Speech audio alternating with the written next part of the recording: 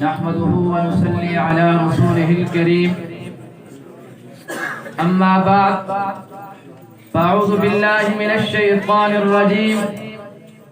بسم الله الرحمن الرحيم إنما يخشى الله من عباده العلماء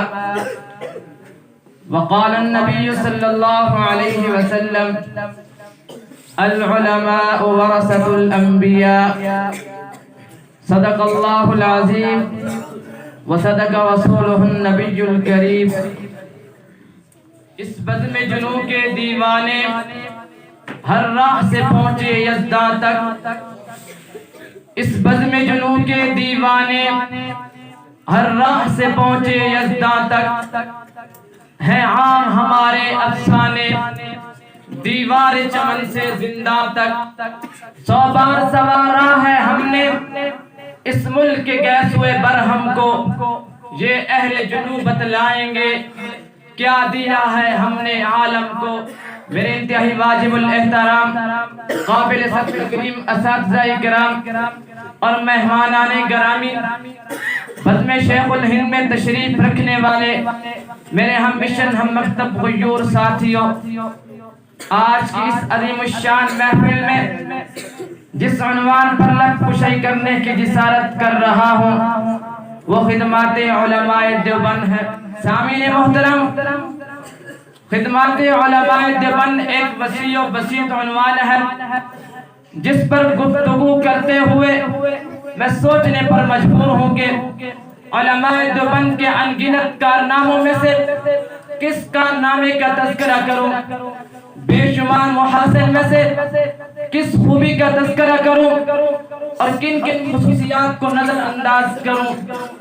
ان کی علمی سرگرمیوں کا تذکرہ کروں یا ان کے مجاہدانہ کارناموں کی روح داد سناؤں، ان کی تقریری دفتروں کی سیر کراؤں یا ان کی تقریری فضا میں پرواز کراؤں، آزادی کے واسطے ان کی ناقابل فراموش قربانیوں کا تذکرہ کروں یا حفاظت دین کے لیے ان کے بے مثال عزم استقلال کے حیرت انگیز واقعات بیان کروں، اس لیے کہ طویل عمر درکار ہے اس کے بیان کرنے کو، ہمارے اکابر کی داستان اوراق مختصر میں نہیں۔ میرے بھائیوں، علماء دیوبند ان نفوس مقدسہ کا نام ہے جنہوں نے اسلام کی کشتی کو اس وقت سہارا دیا جب انگریز نے اسلام اور مسلمانوں کو صف ہستی سے مٹا دینے کی ناپاک جسارت کی، کفر کی طاقت کو دیس نکال دینے کے لیے علماء حق میدان عمل میں اترے،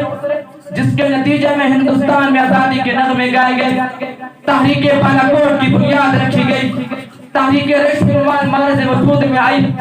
امبالہ سازش کیس بنا، تحریک خلافت قائم ہوئی، ہندوستان چھوڑو تحریک چلی، 1857 کی جنگ آزادی لڑی گئی، بالآخر وَتِلْكَ الْأَيَّامُ نُدَاوِلُهَا بَيْنَ النَّاسِ کی عملی تفسیر شرمندہ تعبیر ہوئی، اور 1866 میں مولانا قاسم نانوتوی کو رسول اللہ صلی اللہ علیہ وسلم کی زیارت ہوئی اور امر فرمایا کہ اسلام کی عظیم الشان قلعہ کی بنیاد رکھو۔ چنانچہ 31 مئی 1866 میں دیوبند میں ایک مدرسہ کی بنیاد رکھی گئی جسے دارالعلوم دیوبند کہا جاتا ہے اور اس سے منسوب علماء کو علماء دیوبند کہا جاتا ہے۔ سامعین عزیز قدر، نانوتوی کے اس گلشن میں ایک پھول شیخ الہند بن کر مہکا جس کی خوشبو میں تحریک ریشم رومال کی بنیاد رکھی گئی۔ دیوبند کے اس مدرسہ سے سید حسین احمد علی پیدا ہوئے جنہوں نے 18 سال تک روز اقدس پر درس حدیث دیا۔ دیوبند کے اس مدرسہ سے حکیم الامت پیدا ہوئے جنہوں نے 1000 کتابیں لکھ کر امت کو شریعت کے زیور سے آراستہ کیا۔ دیوبند کے اس مدرسہ سے انور شاہ کشمیری پیدا ہوئے جنہوں نے بخاری کی شرح لکھ کر پوری دنیا کو وسط حیرت میں ڈال دیا۔ دیوبند کے اس مدرسہ سے مولانا الیاس دہلوی پیدا ہوئے جنہوں نے عالمی تبلیغی جماعت کی بنیاد رکھی۔ دیوبند کے اس مدرسہ سے مولانا عبدالشکور لکھنوی پیدا ہوئے جنہوں نے رافضیت کے دجل کو بے نقاب کیا۔ دیوبند کے اس مدرسہ سے علامہ علامہ شبیر احمد عثمانی جیسے نامور سیاستدان پیدا ہوئے جنہوں نے تحریک پاکستان میں نمایاں کردار ادا کیا۔ بالآخر زندان دیوبند کی کافشوں سے مملکت خداداد ملک پاکستان مارز وجود میں آیا۔ شاعر ان کے بارے میں کہتا ہے اصل میں ہمارے پاکستان یہی لوگ ہیں، ملک و ملت کے پاسباں یہی لوگ ہیں عزیز احمد۔ لیکن آج میں اس راہ سے پردہ اٹھا دینا چاہتا ہوں،